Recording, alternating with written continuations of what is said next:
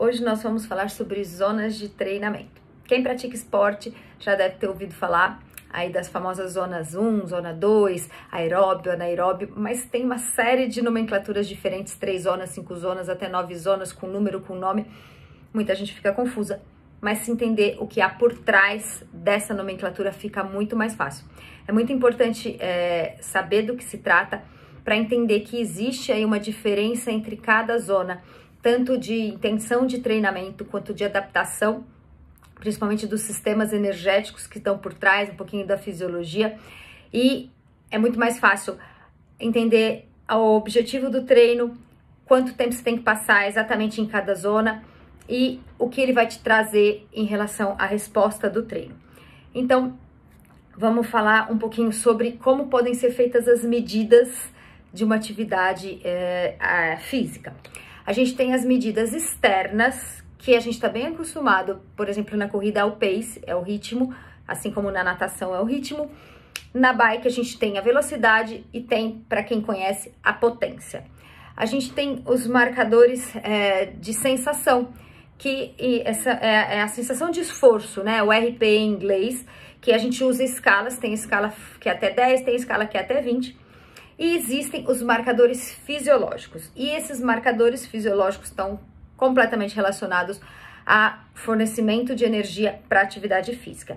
E são esses marcadores fisiológicos que são marcas mensuráveis que vão dar origem a todas as divisões de zonas de treinamento. As marcas, então, fisiológicas que são mensuráveis são feitas pelo teste de lactato, que é a dosagem do lactato enquanto a gente pratica a atividade, bicicleta, ciclismo. Pode ser feito também com ergospirometria, onde através da dosagem dos gases a gente consegue ter uma informação indireta do nível de lactato, que corresponde à fisiologia do exercício, ao gasto energético, como o corpo está fornecendo energia para a realização daquela atividade. Não vou entrar em detalhes da fisiologia, mas metabolismo aeróbio, metabolismo anaeróbio, da onde vem a energia, isso é possível ser dosado através tanto do ergospiro quanto do lactato. Primeiro marcador é o LT1, ou primeiro limiar de lactato, é quando o lactato que está relativamente baixo começa a subir. Em geral é em torno de 2 milimols. O segundo limiar de lactato, ou LT2, no teste ventilatório VT2, é quando essa subida se torna mais empinada, mais rápida, passa a ter um controle menor dos níveis, em geral em torno de 4 milimols, mas esse número também é variável. E o terceiro limiar fisiológico é o VO2 máximo, que em geral corresponde à frequência cardíaca máxima, e é o limiar de metabolismo aeróbio. A partir daí, o metabolismo anaeróbio passa a ser o predominante. Então, temos 3 marcas fisiológicas que, na forma mais simples de dividir as zonas de treinamento, divide em 3 zonas, Z1, Z2 e Z3, Z1 até o LT1, depois entre LT1, LT2 é Z2 e acima disso Z3.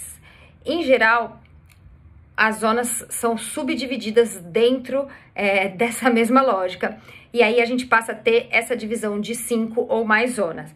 Em geral, até o LT1, a gente tem a zona 1 e a zona 2, que essa divisão é usando as medidas que em geral são aquelas que eu coloquei, tanto de medida de treino externas, a velocidade, frequência cardíaca, ou de sensação de esforço.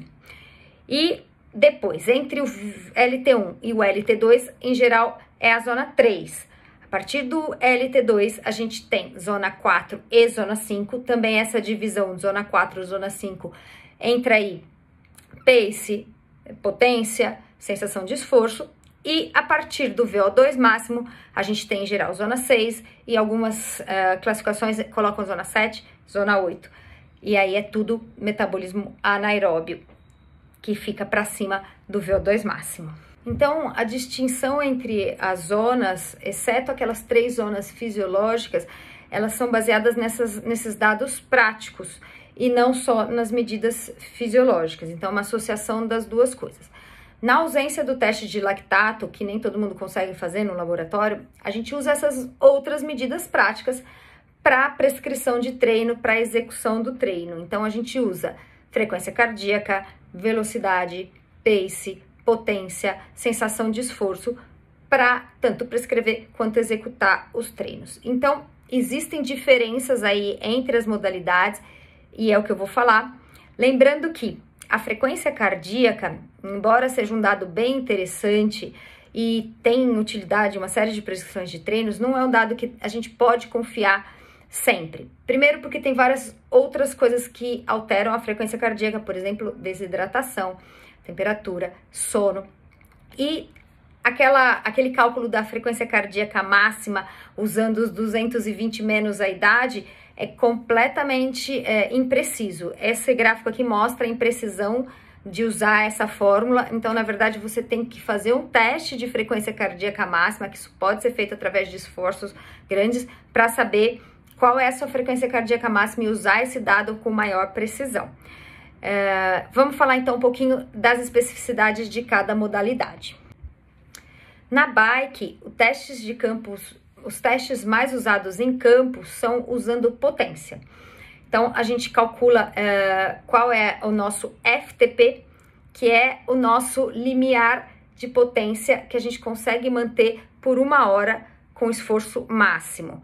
Em geral, o teste é feito em 20 minutos e tira 5% e esse é o seu FTP, mas podem ser feitos outros protocolos para chegar no tal do FTP, que seria o nosso LT2.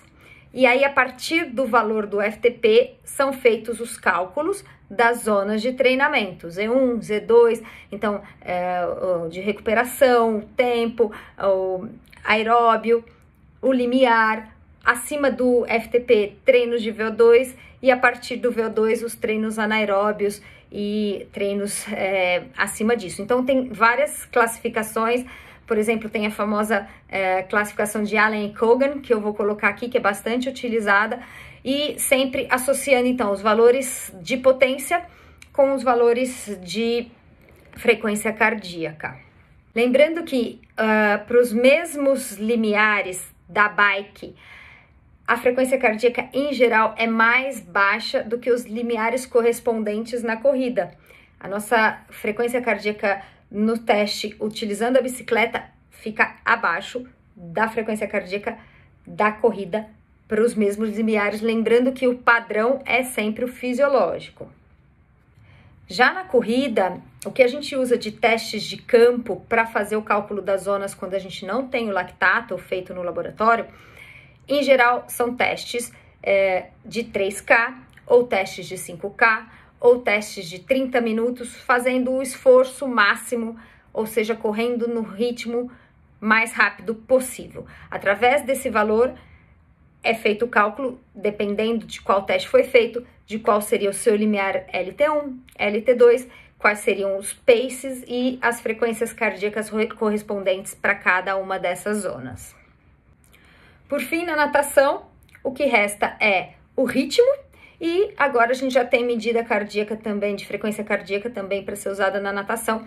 Os testes mais clássicos são o teste de 1000 metros, nadar com a maior força possível 1000 metros sem parar, ou o CSS teste, que faz um teste de 400 metros e depois de 200 metros para calcular quais seriam os limiares de cada zona em termos de ritmo de 100 metros.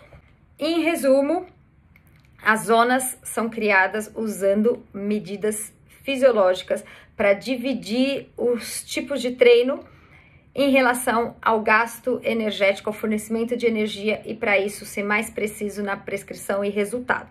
Fundamental, então, conhecer o limiar de lactato, seja testando no laboratório, sendo estimando através de testes de campo, dependendo da modalidade que você vai fazer. Sempre importante, então, determinar esses cortes e aí qual vai ser o nome da zona, a divisão das zonas, pouco importa, desde que você entenda em que intervalo você está trabalhando. Então, optar ou por testes laboratoriais, se possível, ou por testes de campo. Os testes de campo são muito mais fáceis de serem feitos, mais simples, mais baratos, podem ser repetidos com mais facilidade. E isso é muito importante, a gente tem que repetir os testes. Por quê? Porque, idealmente, para quem está treinando, esses números variam muito ao longo da periodização. Então, não adianta fazer um teste hoje e considerar esse valor para o ano todo. os números mudam, o LT1, o LT2 em relação ao pace, em relação à potência. Então, os testes têm que ser feitos à medida que a gente vai treinando ou destreinando. Então, tem que ser repetidos com uma certa frequência para a gente ter números mais precisos para realizar o treino. Lembrando que a sensação de esforço é, sim, muito importante, porque conforme a gente vai evoluindo no treino, muitas vezes os números deixam de fazer sentido porque a gente já mudou nossa condição física, mas a sensação de esforço acompanha essa mudança. Então, a gente começa a se sentir melhor, por exemplo, num ritmo, num pace mais baixo ou numa potência mais alta, é porque a gente mudou nosso LT1 e nosso LT2. Então, sempre considerar também a sensação de esforço. Ela é um indicador que sempre está associado a essas métricas. E, importante demais, tenha um técnico quando você já está evoluindo aí para esses tipos de treinamentos mais específicos. Um técnico vai ser fundamental para ajudar você a trabalhar direito os estímulos diferentes nas diferentes zonas e ter os melhores benefícios dos treinos.